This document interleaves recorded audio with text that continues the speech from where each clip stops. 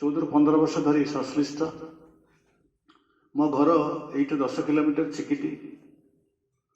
ବ୍ରହ୍ମପୁର ଯେତେବେଳେ ପାଠ ପଢୁଥାଏ କିମ୍ବା ଚାକିରି କରୁଥାଏ, ପାଠ ପଢିବା ସହ ରାସ୍ତା ନଥିଲା, କିନ୍ତୁ ଚିକିଟି ପାଠ ମାନେ ଚାକିରି କରୁଥିବା ଭିତରେ ମୁଁ ଯେତେବେଳେ ଗାଁକୁ ଯାଏ ଏଇ ରାସ୍ତାରେ ଯାଏ, ସେତେବେଳେ ମୋ ବାଁ ପଟେ ନଜର ପଡ଼ିଲା Kalinga Ashram. I think it is around 2005-2006 ମସିହାରେ ମୁଁ ଦେଖିଲି ଗୁଡ଼ାଏ ପିଲା ଏଠି କ'ଣ କରୁଛନ୍ତି। ହଠାତ୍ ଭିତରେ ପଶିଗଲି, ତାପରେ ଦେଖିଲି ଏତେ ଯେଉଁ ସରାଉଣ୍ଡିଂ, ଏତେ ଖୁସି ଲାଗିଲା ମୋତେ। ଆମ ରମେଶ ପଣ୍ଡା ସାର୍ ଦେଇଥିଲେ ସେତେବେଳେ, ମୋତେ ଖୁସି ଲାଗିଲା। ସେଇଠୁ ମୁଁ ଏଇ ଅନୁଷ୍ଠାନ ଭିତରେ ସଂଶ୍ଳିଷ୍ଟ ହେଲି। ଆମର ଥିଲେ ସେତେବେଳେ 45-46 ପିଲା ଥିଲେ, ଅନାଥ ପିଲା ଥିଲେ।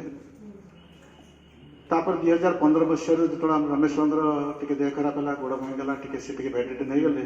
ପ୍ରାୟ 5 ବର୍ଷ ମୁଁ ଏଥର ପ୍ରେସିଡେଣ୍ଟ ଥିଲି।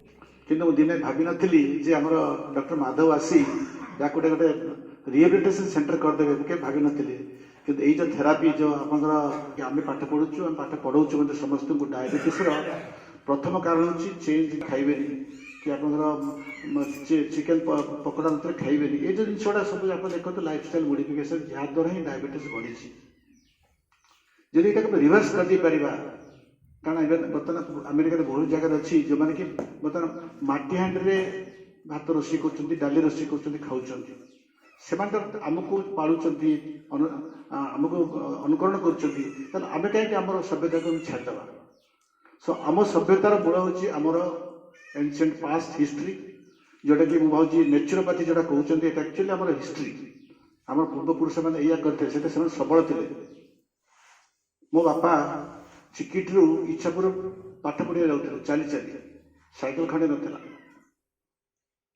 ପ୍ରତିଦିନ 10-12 କିଲୋମିଟର କି 15 କିଲୋମିଟର ଚାଲି ଚାଲି ଇଚ୍ଛାପୁର ଯିବେ, ପାଠ ପଢ଼ି ଫେରିବେ। ମୁଁ ବି ସେମିତି ଚିକିଟିରୁ ଚିକିଟି ଗଡ଼, ଆମର ଚିକିଟି ପେଣ୍ଠ, ଆମର ଚିକିଟି ଗଡ଼ ହେଉଛି 1.5 କିଲୋମିଟର 2 କିଲୋମିଟର। ପ୍ରତିଦିନ ସକାଳେ ଆମେ ଚାଲି ଚାଲି ସ୍କୁଲକୁ ଆସିବୁ, ତାପରେ ସ୍କୁଲରୁ ଚାଲି ଚାଲି ଫେରିବୁ। ସେ ଜন্য ଆମେ କରିପାରୁଛୁ, କିନ୍ତୁ ବର୍ତ୍ତମାନ ପିଲାମାନେ କରିପାରିବେ କି? କରିପାରିବେନି। ବର୍ତ୍ତମାନ ସିଷ୍ଟମ ଚେଞ୍ଜ ହେଇଗଲା, ଆମ ମେଣ୍ଟାଲ ଚେଞ୍ଜ ହେଇଗଲା। ଆମେ ବର୍ତ୍ତମାନ ଏଭରିବଡି ଗୋଇଂ ଥ୍ରୁ ଷ୍ଟ୍ରେସ୍। ସୋ ଏଇ ଯେଉଁ 7 ଦିନିଆ ଯେଉଁ ଟ୍ରେନିଂ ଆପଣ ଆମର ଡକ୍ଟର ମାଧବ ଷ୍ଟାର୍ଟ କରିଛନ୍ତି, ବହୁତ ଖୁସି ଲାଗିଲା। କାରଣ ଏଇ ଭିତରେ ଆପଣ ବହୁତ କିଛି ଜାଣିପାରିବେ। ଆପଣ ଡାଏଟଟା ମୋଡିଫାଏ ହେବ, ତାପରେ ଆପଣଙ୍କର ଯେଉଁ ଷ୍ଟ୍ରେସ୍ ରହୁଛି, ସହରରେ ରହିବା ଯେଉଁ ଷ୍ଟ୍ରେସ୍ ରହୁଛି, ଷ୍ଟ୍ରେସ୍ଟା କମିବ।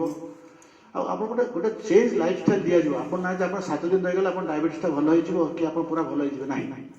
ଆପଣ ଗୋଟେ ଲାଇଫଷ୍ଟାଇଲଟା ଦିଆହେଉଛି, ଆପଣ ସହରକୁ ଗଲେ ମଧ୍ୟ ଏଇ ଲାଇଫଷ୍ଟାଇଲକୁ ପାଳନ୍ତୁ, ଏଟାକୁ ବଜାୟ ରଖନ୍ତୁ, ଯୋଉଦ୍ୱାରା କି ଆପଣ ହୁଏତ ଫ୍ୟୁଚରରେ ଆଉ ଏଟାକୁ ଦରକାର ପଡ଼ିବ, ଆପଣ ମେଡିସିନ ଦରକାର ପଡ଼ିବନି, କି ଇନ୍ସୁଲିନ ଦରକାର ପଡ଼ିବନି। ସେ ଯାହା ଯାହା ଏକ୍ସାମ୍ପଲ କହିଲେ ସେଇଟା ଟ୍ରୁ, ସତ କଥା।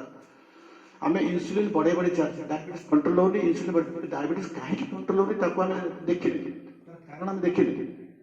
ହଁ ଆଜ୍ଞା, ବ୍ଲଡ ସୁଗରଟା 200 ହେଇଗଲା, ଆପଣ ଇନ୍ସୁଲିନଟା ବଢ଼େଇ ଦିଅନ୍ତୁ। 300 ହେଇଗଲା, ଆଉ 2 ବଢ଼େଇ ଦିଅନ୍ତୁ, ବଢ଼େଇ ଯାଆନ୍ତୁ। ସୋ ଏମିତି ବଢ଼େଇ ଗୋଟେ ସୀମାରେ ପହଞ୍ଚିବେ ଯେ ଆଉ ଡାଇବେଟିସ୍ କଣ୍ଟ୍ରୋଲ ହେଉନି। ବହୁତ ଲୋକ ଆସି କହୁଛନ୍ତି, ଆଜ୍ଞା ମୁଁ ଯେତେ ଚେଷ୍ଟା କରେ ମୋ ଡାଇବେଟିସ୍ 300 ତଳକୁ ଖସୁନି। ମୁଁ କହୁଛି ଭୁଲ। ଆପଣ ଯେତେ ଇନ୍ସୁଲିନ ଦିଅନ୍ତୁ, ଯେତେ ଟ୍ୟାବଲେଟ୍ ଦିଅନ୍ତୁ, ତା ଦ୍ୱାରା ତାର ସଲ୍ୟୁସନ ନାହିଁ। ନେଚୁରୋପାଥି କହନ୍ତୁ କି ଡାଏଟ୍ କଣ୍ଟ୍ରୋଲ କହନ୍ତୁ, ଆପଣ ୱାକିଂ ଷ୍ଟାଇଲ କହନ୍ତୁ, ଲାଇଫ ଷ୍ଟାଇଲ ଚେଞ୍ଜ କରନ୍ତୁ, ଆପଣ ନିଶ୍ଚୟ ଡାଇବେଟିସ୍ଟା କମିଯିବ। ସୋ ଡେଫିନେଟଲି ଏଇ ଯେଉଁ ଥେରାପିର, ଏଇଟା ଆକ୍ଚୁଆଲି ଏନସିଏଣ୍ଟ ଥେରାପି। ନିଶ୍ଚୟ ଆମର ପଢ଼ିବେ, ଯେ ଚରକ ସଂହିତା ପଢ଼ିବେ, କି ଆମର ଯେଉଁ ସୁଶ୍ରୁତ କାଳ ଯାହା ଥିଲା, ଯାହା ସେତେ ପଢ଼ିବେ, ନିଶ୍ଚୟ ଏଇଟା ଲେଖା ହେଇଛି। ଆମେ ପାଳୁନେ, ଭୁଲି ଯାଇଛେ। ଆମେ ପାଶ୍ଚାତ୍ୟ ସଭ୍ୟତାର ଅନୁକରଣ କରି ଆମ ନିଜ ସଭ୍ୟତାକୁ ଭୁଲି ଯାଇଛେ। ସୋ ଏଇଟା ନ୍ୟାଚୁରାଲି ଆପଣଙ୍କୁ ଷ୍ଟିମୁଲେସନ କରିବ। ଆଉ ଭାରି ଖୁସି ହେଲି, ଏଇ ଦ ମିନ୍ ଟାଇମ୍ ସେମାନେ ଆଟଲିଷ୍ଟ 150-200 ଲୋକଙ୍କୁ ଭଲ କରିଛନ୍ତି। ଆଉ ଏଇଟା ଆଗେଇ ଯିବ, ସେଥିରେ ମୋର ପୁରା ସହଯୋଗ ରହିବ। ମୁଁ ମଧ୍ୟ କିନ୍ତୁ ମୋର ସମୟର ଅଭାବ ଯୋଗୁଁ ମୁଁ ଆସିପାରୁନି। ବହୁତ କିଛି କରିଛୁ, ବହୁତ କିଛି ଡେଭଲପ ହେଇଛି। ଏଇ ଯେଉଁ ପରିବେଶ ଆଜ୍ଞା ଗୋଟେ ଜିନିଷ ଯୋଉଟାକି ଆପଣଙ୍କୁ ଆପଣଙ୍କର ଅଧା ରୋଗରୁ ମୁକ୍ତ କରିବ। ସବୁବେଳେ ଆପଣ ଘରେ ରହିଲେ ଆଜି କେମିତି ରୋଜଗାର କରିବା, କ'ଣ କରିବା, କେମିତି କରିବା, ପିଲାମାନେ କେମିତି ରହିବେ, ଏଇ ଯେଉଁ ଚିନ୍ତାରେ ଆମେ ରହୁଛେ। ଆସି ଆମେ ରାତିରେ ରହିବୁ, ଏଇ ରାତିରେ ଆମେ କିଛି ଗୋଟେ କେବିନ୍ କରି ଆମେ ଭଡ଼ାକୁ ଦେବୁ ଲୋକଙ୍କୁ, ପ୍ଲାନ୍ କରିଥିଲୁ, କିନ୍ତୁ ପ୍ଲାନ୍ ଅଛି ଆମର ଯେ କିଛି ଆମେ କରିବୁ। ଯଦି ବ୍ରହ୍ମପୁର ଏଲ୍ଆଇସି ଅଛନ୍ତି, କିଛି ଦାନ କରିବେ, ସେ ଦାନ ଦେଇକି ଆମେ କିଛି କରିବୁ, ଗୋଟେ ରୁମ୍ 2-4ଟା ରୁମ୍ କରିବୁ, ଆଉ ଭଡ଼ାରେ ସବୁ ଦେବୁ, ଦିନକୁ ଭଡ଼ା କି ମାସକୁ ଭଡ଼ା ଦେବୁ, ସେମାନେ ଆସି ରହିବେ, ଯେଉଁଥିରେ ତାଙ୍କର ଭଲ ରହିବ। ଇଚ୍ଛା ଥିଲା, ବର୍ତ୍ତମାନ ଆମର ମାଧବ ବାବୁ ଏଇଟା କରିସାରିଲେଣି। ବର୍ତ୍ତମାନ ମୁଁ ଖୁସି ହେଉଛି। ଆଉ ଏଇଟା କେମିତି ଆଗେଇ ଯିବ, ମୋର ବି ଚେଷ୍ଟା ରହିବ, ତାଙ୍କ ସାଥିରେ ମିଳିମିଶି ଆମେ କାମ କରିବୁ। डायबिटीज जो भल हम आप सब कम्प्लिकेसन भल आप किडनी कहतु आखि कहतु ब्रेन कहतु सब भल हम से प्रथम आम डायबिटीज को कंट्रोल करवा नेचुरल थेरापी करवा कौन किसी खर्च पड़ोनी अजित बाबू कहले डाक्तर सब गोटे समस्ते गोटे सु डाक्तर कु डाक्तर कहले मुझे किसी माने अब्जेक्ट करी किंतु पाठ समस्ते से गोटे पाठ पढ़ी सी जो बही पढ़ी मुझे बही पढ़ी मोर सांग मैंने से बही पढ़ी किंतु विचारधारा अलग डॉक्टर माधव विचारधारा अलग मोर विचारधारा अलग विचारधारा अलग ये विचारधारा अलग करू करू आमको सोसाइटी आमको एमती पेशी दूची जे आमको अन्य पथ को नहीं जावाई समस्त मन में जो आम प्रथम जो मेडिकल कॉलेज पाद दौचु आम प्रतिज्ञा नौचु लोक सेवा करूँ से हिपोक्रेटिक ओथ हिपोक्रेटिक ओथ लोक सेवा करूँ लोक सब मंगल चाहिए किंतु सोसाइटी आमको एमती ठेली दौची जे आमको अन्य कोई ना बाध्य करुच्छे सोसाइटी बाध्य करुच्छे कहार कौन डाक्तर मुझे कहबी 99.99 जिते आप 9 लगातु कौन डाक्तर की इच्छा नहीं कि डाक्तर लोक ये करने नष्ट करने कि लोक जीवन मारदेवा केवे किए भाग्य नहीं कारण आम जो 5 वर्ष 7 वर्ष 10 वर्ष पाठ पढ़ी आसु से पाठ केवल डाक्तर लोक के सेवा करेंगे लोक के इम्प्रूव करे से गोटाक एम था कि सोसाइटी पशि जो सोसाइटी देखुचे सब हूँ रिक्वायरमेंट बढ़ी जाऊँगी से सब जिन आसूँ सो